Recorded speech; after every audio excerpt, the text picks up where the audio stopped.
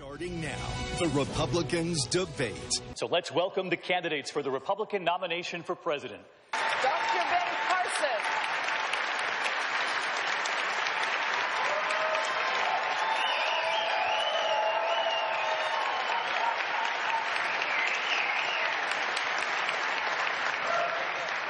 Texas Senator Ted Cruz.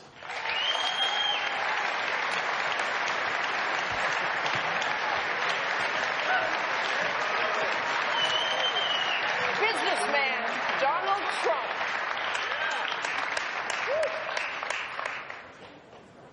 Florida Senator Marco Rubio.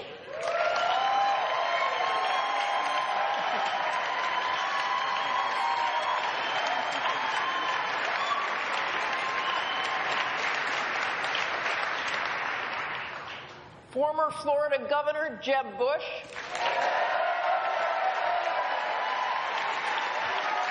And Ohio Governor John Kasich.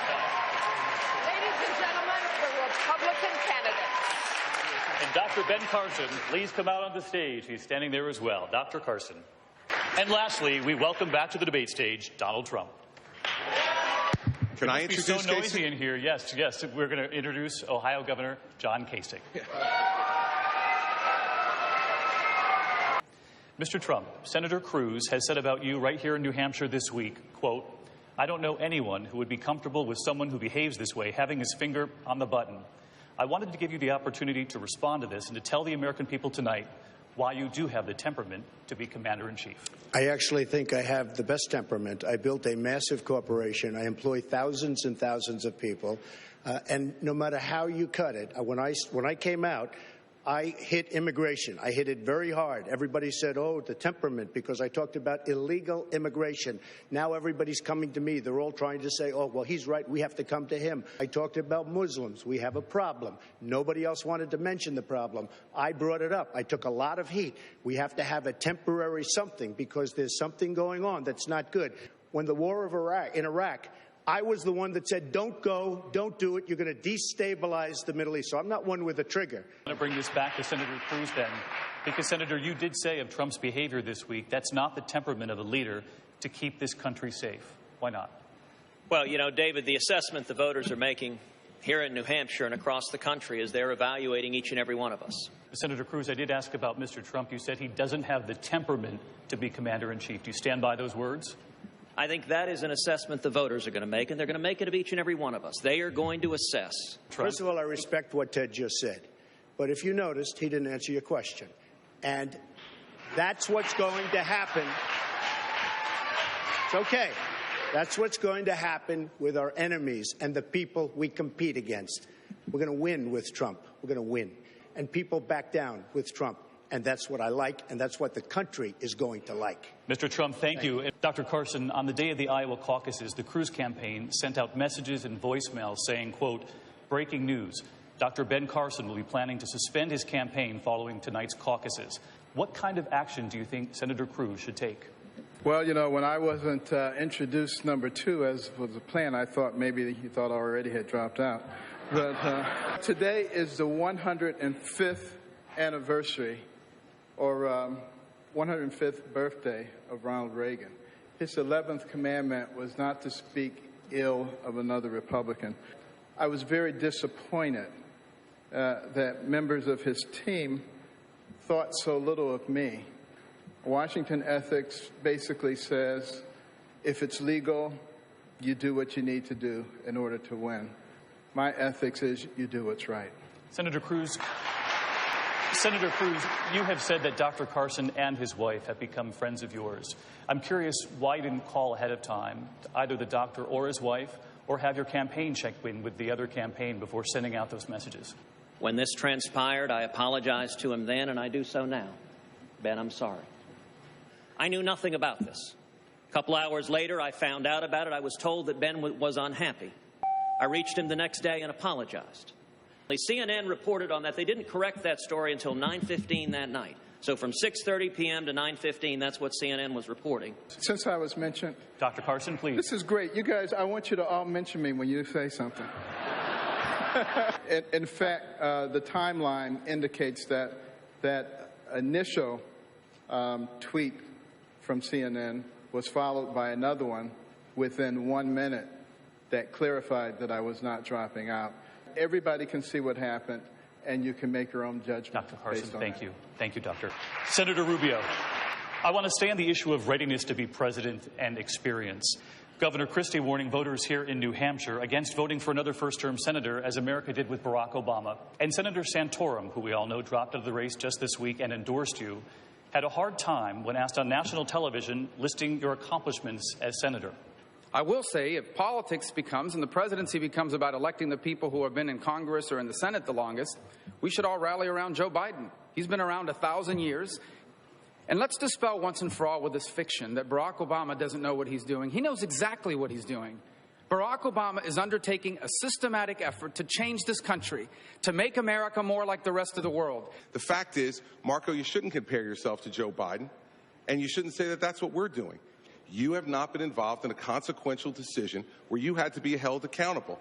Fact is, when you talk about Hezbollah Sanctions Act that you list as one of your accomplishments and just did, you weren't even there to vote for it. That's not leadership, that's truancy. I think the experience is not just what you did, but how it worked out. Under Chris Christie's governorship of New Jersey, they've been downgraded 9 times in their credit rating. We don't need to add to it by electing someone who has experience at running up and destroying the credit rating of his state. Let's dispel with this fiction that Barack Obama doesn't know what he's doing. He knows exactly what he's doing. And let's dispel with this fiction that Barack Obama doesn't know what he's doing. He knows exactly what he's doing. You see, everybody, I want the people at home to think about this. That's what Washington, D.C. does. The drive-by shot at the beginning with incorrect and incomplete information, and then the memorized 25-second speech that is exactly what his advisors gave him. When you're president of the United States, when you're a governor of a state, the memorized 30-second speech where you talk about how great America is at the end of it doesn't solve one problem for one person. It's a fine job. I'm glad you ran for it, but it does not prepare you for president of the United States. Chris, your state got hit by a massive snowstorm 2 weeks ago. You didn't even want to go back. They had to shame you into going back. And then you stayed there for 36 hours. See, those are the facts. Here's the bottom line. This notion that Barack Obama doesn't know what he's doing is just not true. There it is. He knows exactly what he's doing. The memorized 25-second speech. Well, that's the reason why this campaign is so important. You know what the shame is, Marco? The shame is that you would actually criticize somebody for showing up to work, plowing the streets, getting the trains run back on time, when you've never been responsible for that in your entire life. Okay. It gets very unruly when he gets off his talking. Thank you, Governor. Governor Bush, I'll mention your name so that you can come in on this. And I do want to bring you into this. Thank you. 4 years ago, you said of Senator Rubio, he was ready to be vice president. You spoke of his experience as well. But just this week, you said Senator Rubio accomplished, quote, nothing in the Senate. Well, first of all, he said the exact same thing about me, that I would make a great vice presidential nominee when Mitt Romney was considering. I said the same thing about Marco, and Mitt picked somebody else. So let's move on to the 2016 race. That I served as governor of the state of Florida, where we cut taxes and reduced government.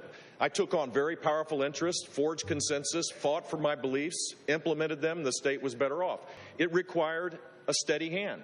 Leadership. You learn this. You learn it by doing it. It's not something that just show up and on the job do it. It was reported just moments ago that the North Koreans test-launched an intercontinental ballistic missile. The missile that was launched is the kind the North Koreans hope could someday carry a nuclear weapon. How would you respond if Commander-in-Chief to that launch? With respect to North Korea and what we should do now, one of the first things we should do is expand our missile defense capacity. We ought to put missile defense interceptors in South Korea. South Korea wants them. If you were Commander-in-Chief tonight, would you have ordered the U.S. military to destroy that missile preemptively? You know, at this point, I'm not going to speculate on that without the intelligence briefing that any commander-in-chief would have, knowing what exactly is there. You have talked tough about the Mideast. You haven't gotten those intelligence briefings about that. Why not tell us whether you would preemptively strike a missile on a launch pad that threatens the U.S.? Actually, with respect, I have gotten the intelligence briefings on the Mideast. Those have been going on for many years. I haven't gotten the intelligence briefing tonight on what North Korea is doing because I'm here in New Hampshire. Governor Kasich, how would you respond to tonight's launch? Well, we've got to step up the pressure. And by the way, I've got to say, after being here, every one of my 100 town hall meetings in New Hampshire were a lot more fun than what I saw here today. We're so much more positive. So we have to be very tough. And we should tell the Chinese, look, if you're not going to do this, ballistic missile defense to Koreans, ballistic missile defense to Japan. And by the way, we should impose the same kind of sanctions on North Korea that we imposed on Iran.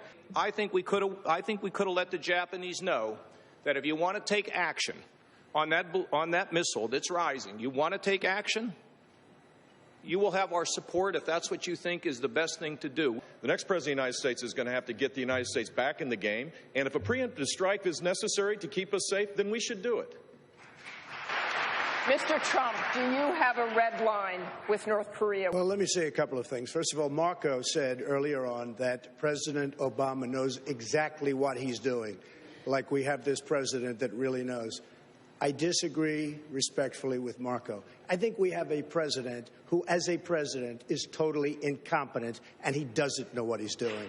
So I just want to say we disagree on that. Is that okay? Yeah, I have a... China says they don't have that good a control over North Korea. They have tremendous control. I deal with the Chinese all of the time. I do tremendous business. The largest bank in the world is in one of my buildings in Manhattan. They have total, absolute control.